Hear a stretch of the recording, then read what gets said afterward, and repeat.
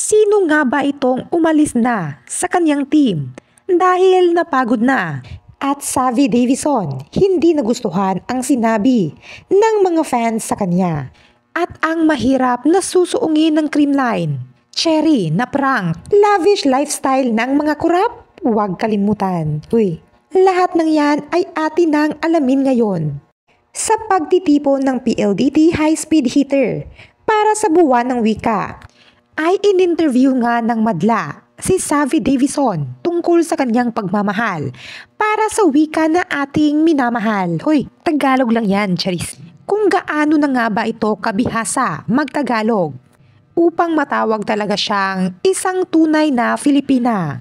Ngunit sa hindi inaasahan, naging aware pala ito sa mga sinasabi ng fans na tinatawag siyang import. Anin niya sa interview, may import, kaya nanalo. Kaya't hindi niya nagustuhan ang sinabing ito ng mga fans. Huwag niyo naman siyang tawaging import, Kaya't tawagin niya siyang may pusong Pinay. At trivia lamang, si Savvy Davison ay isang half Filipino, half Canadian. At narito naman ang isa pang nakakalungkot na balita na ang coach ng Galleries Tower High Risers na si Lerma Giron ay umalis na sa kanyang team. At may isang fan na nagsabing, anong thank you? Tinanggal nyo nga Totoo nga ba ang chika? Napagod na din talaga siguro si Coach Lerma. 2 years na nga siyang nanatili sa team at hindi pa niya nadala ang Galleries sa top 4 sa PVL. Kaya't suggest ng mga fans ay balik collegiate na lamang siya dahil dito siya unang nakilala ng maging head coach ng Adamson Lady Falcons. At sana naman this time, sana daw ay maging head coach siya ng Ateneo Women's Volleyball Team na pwede umanong pamalit kay head coach Sergio Veloso. Baka sakali naman daw pwede pang umangat. It's never too late pa, Ateneo, Charis. At balik naman tayo sa PVL.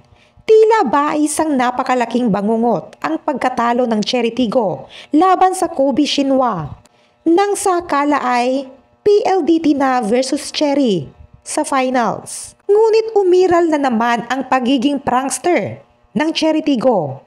Kaya't sa huli, ang college standout na ito sa Japan ang papasok sa finals. Grabe, sobrang minaliit lang talaga natin ang kalaban na ito noon.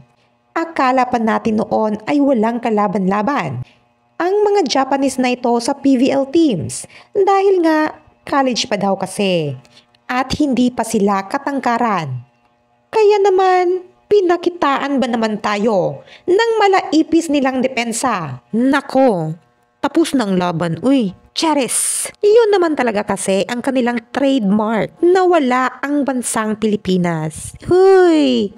At PLDT lang talaga ang team na kinaya sila. At inaasahan ng PLDT ang suporta ng mga fans dahil muli na naman silang maghaharap sa finals. Kaya sumuporta naman kayo At para naman sa Battle for Bronze, kinabahan nga ang mga Creamline fans ng bahagya nang sa akalay na ang Kobe Shinwa ang kanilang makatutunggali para sa bronze medal. Buti na lamang daw ay ang Cherry Tigo nakakayanin umano nila.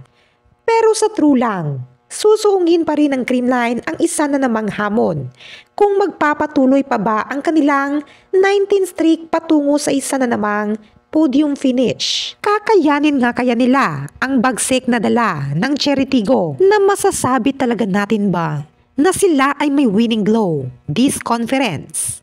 Kaya't paalala ni Phenom, Alyssa Valdez, kalma lang, fighting, kumalma kayong lahat. Dahil ang tax ng bayan ay winawaldas. Tama ka na. At sa interview naman ni Coach Sherwin Meneses na sa banda na nangyari ngayon sa Creamline, ang masasabi lang niya ay mag-move on na ang lahat sa pagkatalo ng Creamline this past games. Pero wag na wag tayong mag-move on sa budget ng flood control na ginawang lavish lifestyle ng mga kurakot. Grabe, kayo na ang humusga. Ikaw, ano ang masasabi mo? Please comment down below.